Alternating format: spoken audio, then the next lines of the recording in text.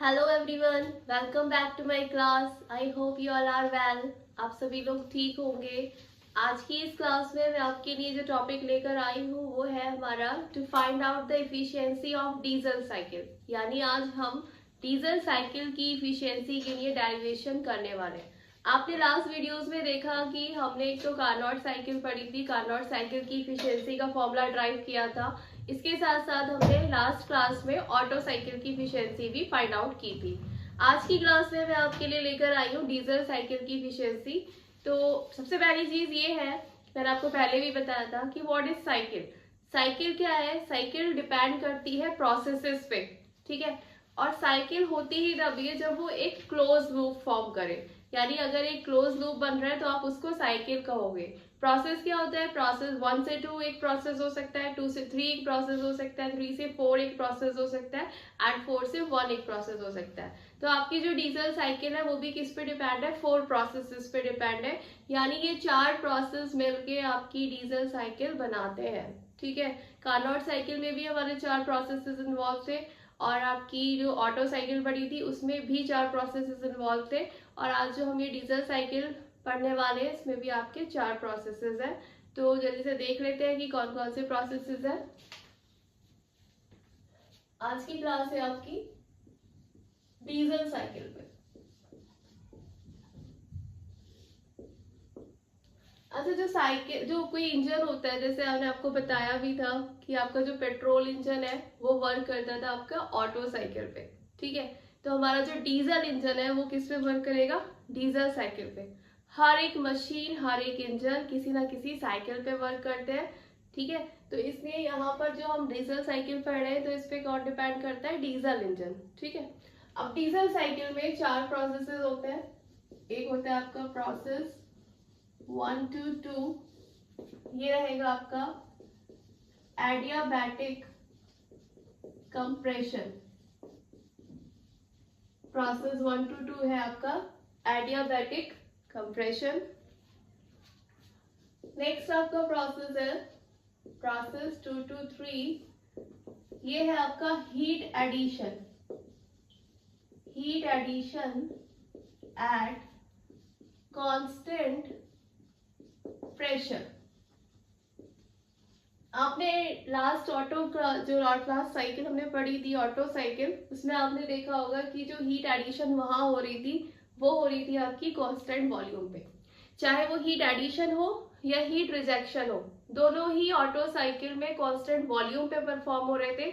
लेकिन आपका जो डीजल साइकिल है उसमें ऑटो साइकिल से बस एक ही डिफरेंस है। यानी अगर मैं बोलूं कि डीजल साइकिल और ऑटो साइकिल में जो मेन डिफरेंस है वो क्या है, तो वो है आपका हीट एडिशन की सप्लाई का। यानी कि आपके जो ऑटो साइकिल है उसमें हीट सप्लाई हो रही थी या हीट का एडिशन हो रहा था कांस्टेंट वॉल्यूम पे, और यहाँ पर आपका हीट का एडिशन जो हो रहा है वो हो रहा है कांस्टेंट प्रेशर पे। बट हीट का रिजेक्शन जो है वो दोनों ही साइकिल में सेम है। तो ये हो गया आपका process 2 to 3, heat addition at constant pressure. Third process है आपका प्रोसेस 3 to 4, ये आ जाएगा आपका एडियाबैटिक एक्सपेंशन, ठीक है। एंड लास्ट प्रोसेस है आपका 4 to 1, ये बोलेंगे हम इसको heat rejection at constant volume. यानी आपको यहाँ देखने को मिल रहा है कि जो आपका हीट का एडिशन है वो कांस्टेंट प्रेशर पे हो रहा है, और जो आपका हीट का रिजेक्शन है वो कांस्टेंट वॉल्यूम पे हो रहा है। इसके अलावा एडियाबैटिक कंप्रेशन हो रहा है, इसको हम आइसेंट्रोपिक कंप्रेशन भी बोलेंगे। और आपका एडियाबैटिक एक्सपेंशन हो रहा है, इसको भी हम आइसेंट्रोपिक एक्सपेंशन बोल सकते हैं। ये आपके 4 प्रोसेसेस थे जो आपके डीजल साइकिल में डिपेंड करते हैं, ये डीजल साइकिल में इन्वॉल्व है। अब मैं इसका पीवी एंड टीएस डायग्राम बना देती हूँ। तो सबसे पहले हम देखते हैं इसका PV diagram. PV means pressure volume diagram, and next आपका है टीएस डायग्राम, यानी टेम्परेचर एंट्रोपी डायग्राम। दोनों डायग्राम हम यहाँ बनाने वाले। तो पहला प्रोसेस क्या है? एडियाबैटिक कंप्रेशन, तो आप 1 to 2 कैसे दिखाओगे, ये 1 to 2, ये क्या हो रहा है, एडियाबैटिक कंप्रेशन। नेक्स्ट, हीट का एडिशन हो रहा है कांस्टेंट प्रेशर पे, तो आप इसे कैसे शो करोगे, हीट का एडिशन कांस्टेंट प्रेशर पे। ये जो आपकी स्ट्रेट लाइन मैंने बनाई है क्या दिखा रही है कि आपका प्रेशर कांस्टेंट है, तो 2 से 3 क्या हो रहा है, heat addition at constant pressure. फिर आपका एडियाबैटिक एक्सपेंशन हो रहा है, तो ये लाइन इस तरीके से आएगी, 3 to 4 adiabatic expansion. And last आपका 4 to 1 क्या है, हीट का रिजेक्शन। तो हीट रिजेक्ट हो रही है किस पे, कांस्टेंट वॉल्यूम पे, तो ये वाली लाइन स्ट्रेट आ गई।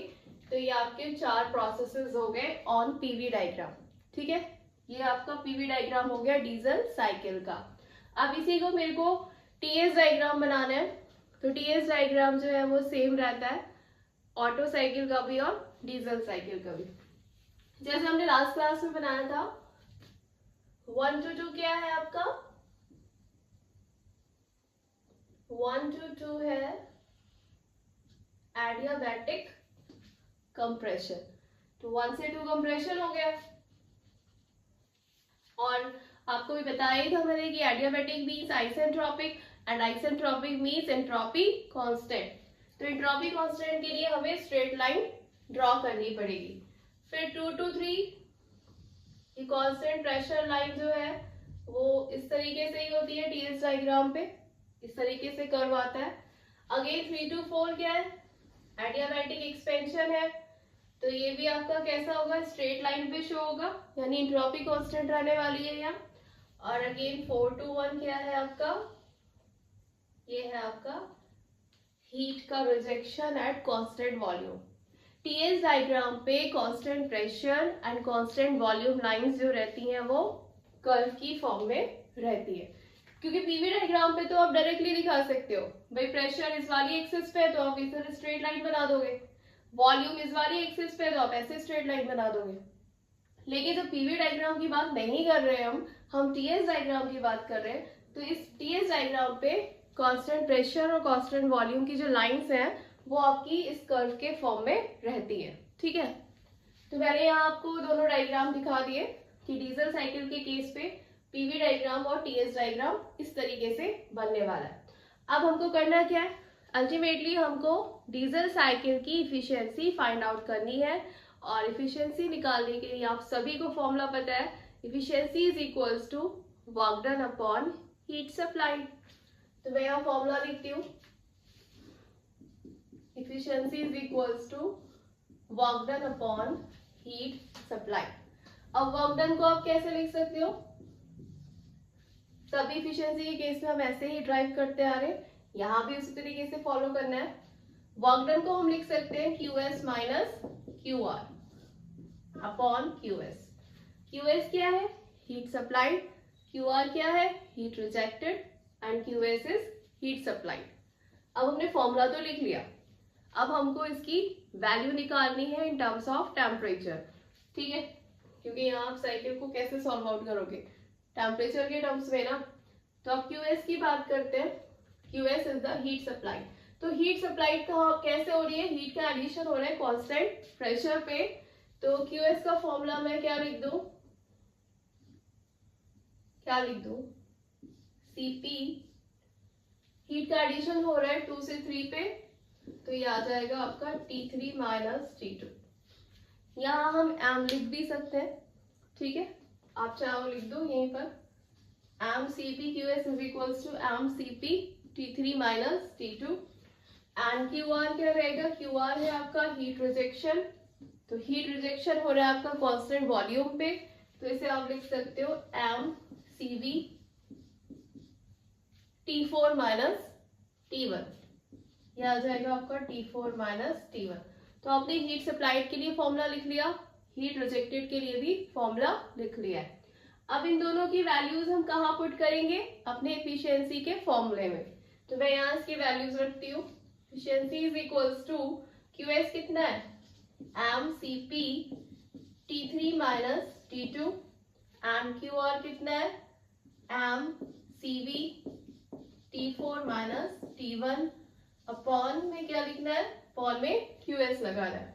तो QS कितना है, MCP T3 माइनस T2। यहाँ आप M से M कैंसिल कर सकते हो और इसको हम थोड़ा सा सिंप्लीफाई करेंगे। तो मैंने क्या करना है, ऊपर से CP कॉमन लेना है। यहाँ से मैं CP कॉमन ले लेती हूँ, ठीक है। तो यहाँ बचेगा आपका T3 माइनस T2, यहाँ बचेगा CV upon CP T4 minus T1।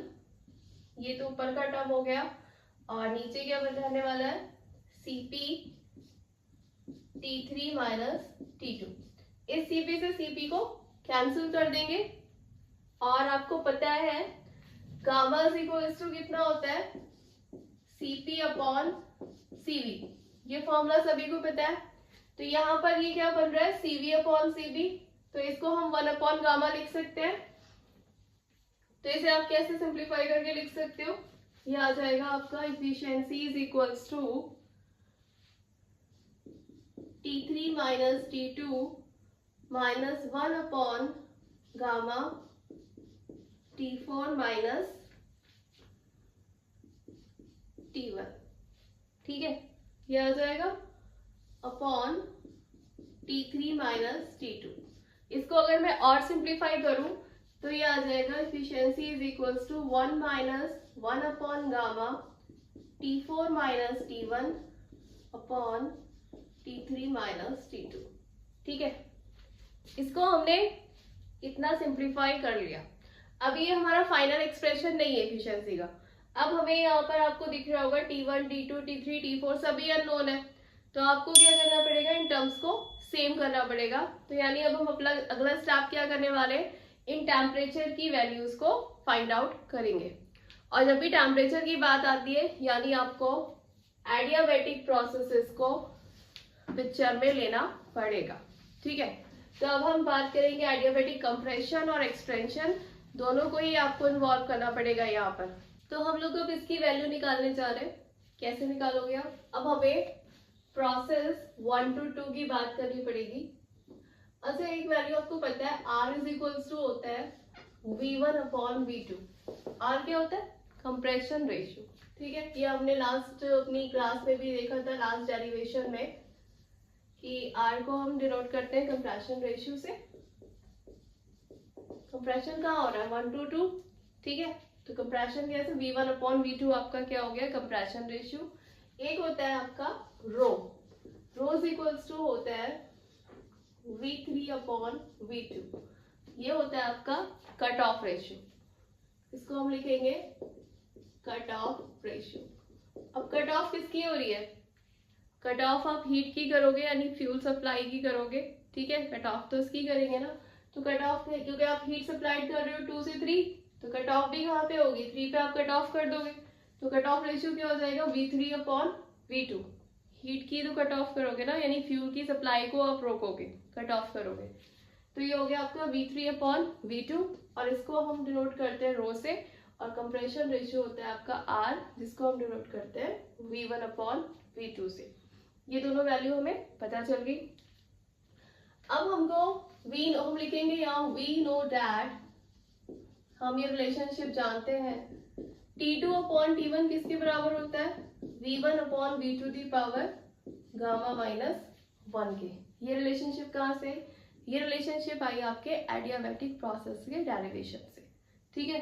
क्योंकि एडियाबैटिक प्रोसेस जब आप पढ़ोगे तो उसमें प्रेशर, वॉल्यूम और टेम्परेचर, इन तीनों के बीच में ही रिलेशनशिप निकाली गई है, ठीक है। तो ये मैंने डायरेक्टली टेम्परेचर और वॉल्यूम के बीच की रिलेशनशिप का फॉर्मूला एडियाबैटिक प्रोसेस से उठा लिया है, ठीक है। अब यहाँ हम क्या कर सकते हैं, V1 अपॉन V2 की जगह R लिख सकते हैं। आपको पता है R क्या है, V1 अपॉन V2। तो मैं इसको लिख सकती हूँ R की पावर गामा माइनस 1। फिर यहाँ से हम लिखेंगे T2 upon T1 is equals to R to the power gamma minus 1। तो यहाँ से आपको एक वैल्यू मिल जाएगी T2 की। T2 कितना आ जाएगा, T1 R to the power gamma minus 1। तो एक वैल्यू आपने यहाँ से इस रिलेशनशिप की हेल्प से फाइंड आउट कर ली है। T2 की वैल्यू आपको यहाँ पता चल गई जो हमें फाइनली यहाँ पुट करनी है। अब नेक्स्ट वैल्यू निकालते हैं। अगर हम बात करें फॉर प्रोसेस 2 to 3 की, आपको पता है प्रोसेस 2 से 3 में क्या हो रहा है, प्रेशर हीट का एडिशन हो रहा है कांस्टेंट प्रेशर। ठीक है, यही तो है, heat addition at constant pressure. तो हम जानते हैं यहाँ पर आप कौन सी रिलेशनशिप यूज कर सकते हो, यहाँ पर आप चार्ल्स लॉ को इन्वॉल्व कर सकते हो। यहाँ आपका आ जाएगा T3/T2 is equals to V3/V2। ये रिलेशनशिप आ सकती है या नहीं, आ सकती है भाई। कांस्टेंट प्रेशर पे V इज डायरेक्टली प्रोपोर्शनल होता है T के, ये कहता है आपका चार्ल्स लॉ, यही कहता है ना, V is directly proportional to T at constant pressure. तो जब V डायरेक्टली प्रोपोर्शनल T के है तो आप इसे ऐसे लिख सकते हो T3/T2 is equals to V3/V2। अब आप यहाँ देखो V3/V2 किसके बराबर है, रो के, तो मैंने डायरेक्टली यहाँ पे लिख दिया इज इक्वल्स टू रो।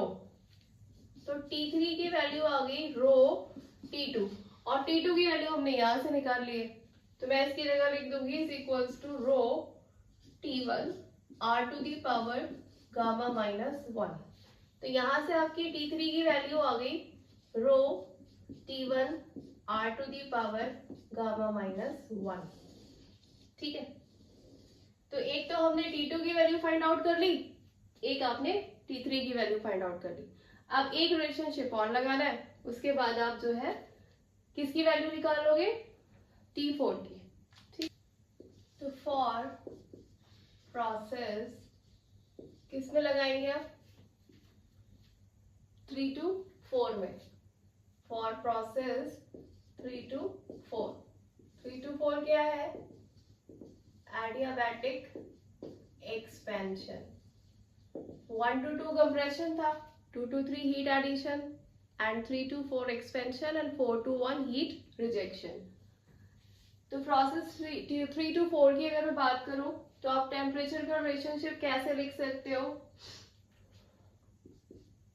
किस तरीके से लगाएंगे हम, T3/T4 is equals to V4/V3 की पावर Γ-1। भाई जैसे ये रिलेशनशिप हमने 1 to 2 लगाई थी, उसी तरीके से हम क्या लगाएंगे, T3 और 4 में लगाएंगे। ठीक है, टेम्परेचर और वॉल्यूम के बीच की रिलेशनशिप इस तरीके से हम यहाँ लगाएंगे। अब आप क्या करोगे, यहाँ पर क्या करना है आपको, पहले इसे सॉल्व आउट करेंगे। कैसे करेंगे, मैंने यहाँ लिख लिया, एक ब्रैकेट में लिख लो V4/V3। आपने देखा होगा हीट का जो रिजेक्शन है वो कांस्टेंट वॉल्यूम पे हो रहा है, तो वॉल्यूम V1 जो है वो बराबर होगा V4 के। ये सभी को क्लियर है कि कांस्टेंट वॉल्यूम की बात हो रही है, तो हम यहाँ लिख भी देते हैं V1 किसके बराबर है, V4 के। V1 आपका V4 के बराबर है, तो मैंने V4/V3 लिखा, इसको हम लिख सकते हैं V1/V3 लिख सकते हैं। अब मैंने क्या करना है, ऊपर V2 से मल्टीप्लाई कर देनी है इस पे और V2 से ही डिवाइड कर देना, तो मैंने इसको लिख दिया V2/V2। फिर उसके बाद आप यहाँ देख सकते हो V1/V2 मिलके क्या बना देंगे, R। V1/V2 को आप फिर R लिख सकते हो, और V2/V3, V3/V2 रो है, ये इसका अपोजिट है, यानी V2/V3 है, तो हम इसको क्या लिख सकते हैं, 1/रो, क्योंकि रो तो V3/V2 है। अब यहाँ पर V2/V3 है तो 1/रो लिखेंगे ना, तो ये आ जाएगा अपॉन रो। तो यहाँ से आपकी वैल्यू आ गई V4/V3 की। तो कितना वैल्यू लिख दूं, V4/V3 किसके बराबर आ गया, R/रो के। अब इस वैल्यू को आप पुट कर दो यहाँ V4/V3 और टेम्परेचर वाले रिलेशनशिप में, तो इसको हम लिख सकते हैं T3/T4 इज इक्वल्स टू R/रो की पावर Γ-1। अब यहाँ से हम किसकी वैल्यू निकालेंगे, T4 की। ठीक है, आप देख सकते हो T2 की वैल्यू भी आपकी किसके टर्म्स में आई है, T1 के। T3 की वैल्यू भी किसके टर्म्स में आई है, T1 के। ठीक है, यानी हमको T1 की वैल्यू नहीं निकालनी है, हमको बाकी सारे टेम्परेचर की वैल्यू निकालनी है इन टर्म्स ऑफ T1। यानी हम सारे टेम्परेचर को रिप्लेस कर देंगे T1 के टर्म्स में। तो यहां से भी आप देख सकते हो, अगर मेरे को T4 की वैल्यू निकालनी है तो T4 ऊपर ले जाएंगे, तो T4 इज इक्वल्स टू आ जाएगा T3 upon R upon rho की पावर गामा माइनस 1। अब T3 की वैल्यू हमें पता है, तो यहां से उठा के T3 की वैल्यू रख दो, तो कितना आ जाएगा, T4 is equals to T3 आ जाएगा आपका rho T1 R to the power gamma minus 1 upon R upon rho की पावर गामा माइनस 1। तो ये आ गई आपकी T4 की वैल्यू। अब हमें सारी वैल्यूज मिल गई है, अब हम इक्वेशन में से पुट कर देंगे। तो ये सारी वैल्यूज आपके सामने है, T2 की वैल्यू, T3 की वैल्यू है, T4 की वैल्यू, और हम तीनों की वैल्यू इसमें पुट करने वाले हैं। तो इक्वेशन है आपकी efficiency is equals to 1 minus 1 upon gamma T4 minus T1 upon T3 minus T2। तो पुट करते हैं वैल्यू।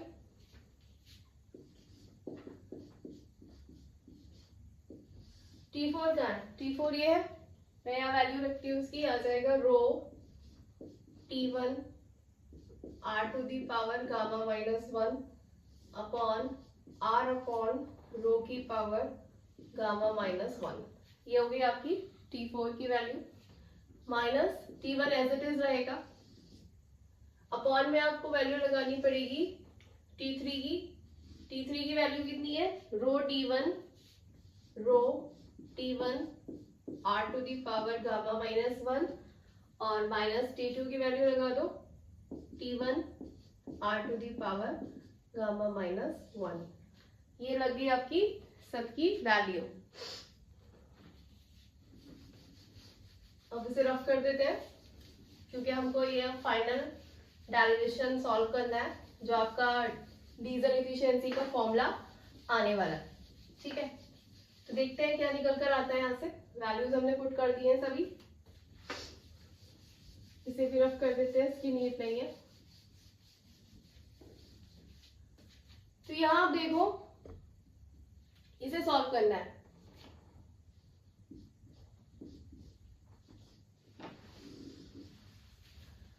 आप ऊपर से T1 कॉमन ले सकते हो, नीचे भी T1 है, ऊपर भी T1 है। ठीक है, तो मैंने क्या करना है, कैंसिल कर सकते हैं हम लोग डायरेक्टली, ये T1 ये T1 ये T1 ये T1, ऊपर से भी T1 कॉमन आ गया, नीचे से भी T1 कॉमन आ गया, कॉमन लेके आप कैंसिल कर दोगे डायरेक्टली। अब देखो यहाँ पर क्या बचेगा, rho R to the power gamma minus 1। अब ये वाला जो R है, इसे आप ऐसे लिखोगे R to the power gamma minus 1, और इसको मैं अगर लिखूं तो ये आ जाएगा रो की पावर गामा माइनस 1। मैंने दोनों के ऊपर सेपरेट पावर लगा दी है, इससे आप ये कैंसिल कर सकते हो।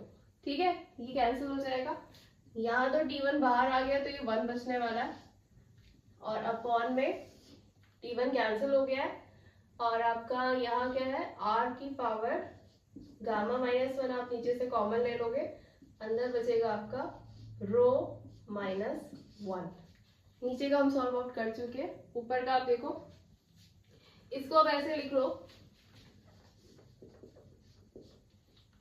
ये जो रो है इसकी पावर कितनी हो गई, अब 1 अपॉन गामा ऐसे ही लगा देंगे, ब्रैकेट लगाएंगे, ये रो की पावर 1, नीचे कितनी है रो की पावर गामा माइनस 1। ठीक है, इसको ऊपर ले जाएंगे, ले जाओगे क्या आ जाएगा, प्लस गामा माइनस 1, यही तो आ जाएगा। ठीक है, इसको ऊपर ले जाएंगे ना, तो प्लस ये हो जाएगा, माइनस का 1 अंदर बचेगा, नीचे कुछ नहीं बचा है, और अपॉन में क्या बचेगा, रो माइनस 1, ये वाली गामा बचा, और नीचे R की पावर ये और बचा आपका यहाँ लिख दो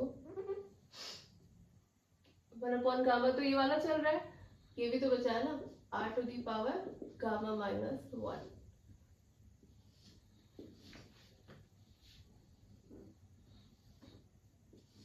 अब ऊपर को और सॉल्व आउट कर लेंगे, क्या आ जाएगा, efficiency is equals to 1 minus 1 upon r to the power gamma minus 1 gamma, इससे ये कैंसिल हो जाएगा, तो ये आ जाएगा रो की power gamma minus 1 upon rho minus 1। ठीक है, ये आ गया आपका फाइनल इफिशिएंसी का फॉर्मूला। तो ये जो आपका फॉर्मूला है, ये है आपका efficiency of diesel cycle. Last class में हमने ऑटो साइकिल की इफिशिएंसी देख ली, देन आपने आज डीजल साइकिल की इफिशिएंसी का फॉर्मूला सॉल्व किया है। तो आई होप कि आपको ये समझ में आ गया होगा। बहुत सारे डेरिवेशंस हो गए, कंफ्यूजिंग हो सकते हैं, बट इन द एंड में यही कहना चाहूंगी कि अगर आपको ये डेरिवेशंस प्रॉपर्ली सीखने हैं तो आप वीडियोस को कई बार देखिएगा। इसके साथ साथ सिर्फ देखना ही नहीं है, अपनी कॉपी उठानी है, पेन उठाना है, और देखने के साथ साथ आपको खुद से डेरिवेशन की प्रैक्टिस करनी है। प्रैक्टिस करोगे तभी आप प्रॉपरली सॉल्व कर पाओगे और एग्जाम में इस क्वेश्चंस को अटेम्प्ट कर पाओगे। ठीक है, तो बने रहिए मेरी वीडियो के साथ और मेरे चैनल को सब्सक्राइब कीजिएगा। अगर मेरी वीडियो आपको पसंद आती है, समझ में आती है, तो मेरी वीडियोस को लाइक कीजिएगा। Thank you.